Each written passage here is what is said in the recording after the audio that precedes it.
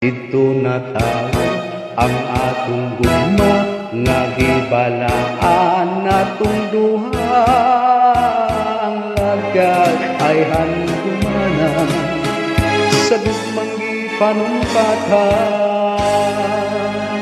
Di nato kalimutan kadtong hinayan atong gisawan, kay dito atong manugna unang kalipay nila.